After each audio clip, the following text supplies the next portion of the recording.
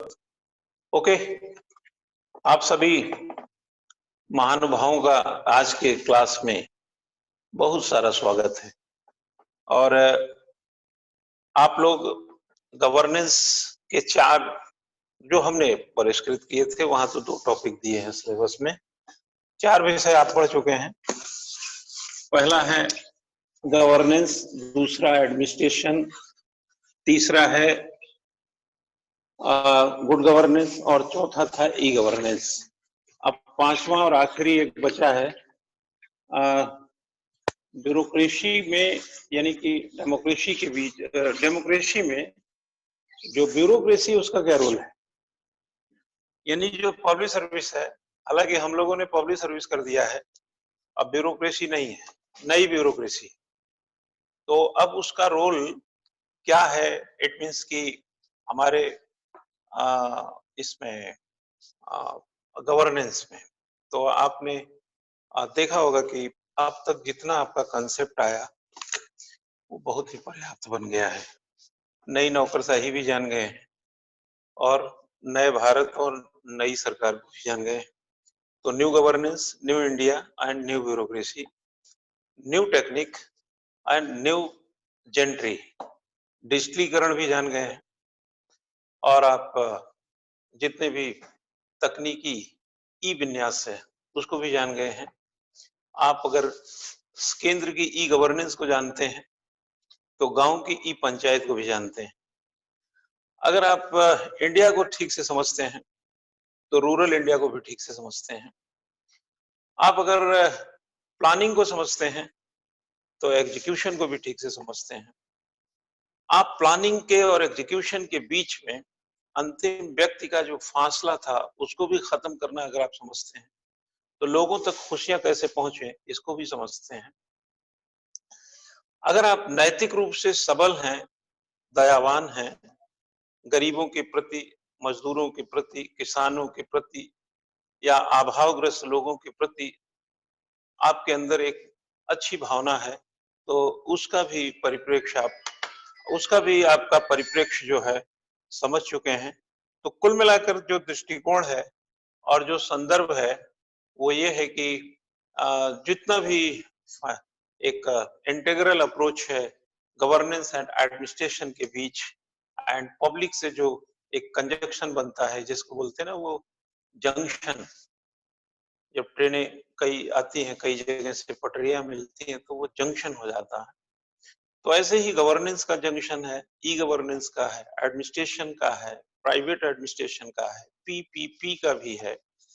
Public उसमें participate कर रही है, तरह तरह की तकनीक उसमें इन्वॉल्व हो रही है। कुल मिला जुला करके अब तक आपने जिस भी तरह का क्वेश्चन आता है, चाहे वो ट्रांसपेरेंसी की बात करे, चाहे अकाउंटेबिलिटी की बात करे, लाइबिलिटी की बात करे, पब्लिक ओरिएंटेड होने की बात करे, पब्लिक वेलफेयर की बात करे, सेंसिबिलिटी की बात करे, खुलेपन की बात करे, ओपन अप्रोच की बात करे, पारदर्शिता, ये सहभागिता की बात करे, गांव और शहर के दरमियान जो दूरी है उसके फासले मिटाने की बात करें, इंडिया से न्यू इंडिया तक की बात करें, ब्यूरोक्रेसी से न्यू ब्यूरोक्रेसी तक की बात करें, तो आप देखेंगे 70 जो भी 73 साल से देश आजाद है और 70 साल से जो संविधान लागू है, उन सभी ने क्या हासिल किया, किस तरीके से गवर्नेंस एक डायनामिक एस्पेक्ट होता है, किस तरीके से गवर्नेंस का बेस्ड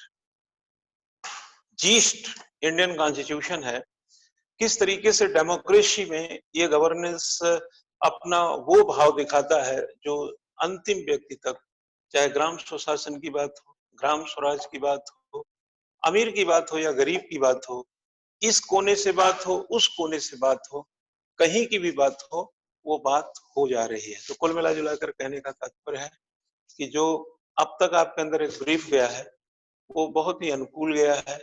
आपके अंदर की जो भावनाएं अब एक एक सेकंड पेपर में या जहां पर जिसके यहाँ जिस भी पेपर में है, उत्तराखंड में तो 7वें पेपर में है, उत्तर प्रदेश में 4थे पेपर में है और आईएएस में 4थे पेपर में है और भी जगह किसी जगह पर ये व्याप्त होगा। तो जहां पर भी जिस भी पेपर में जिस भी तरह से है ये वो रहने दीजिए, बट जो जानना चाहिए वो आप जान चुके हैं।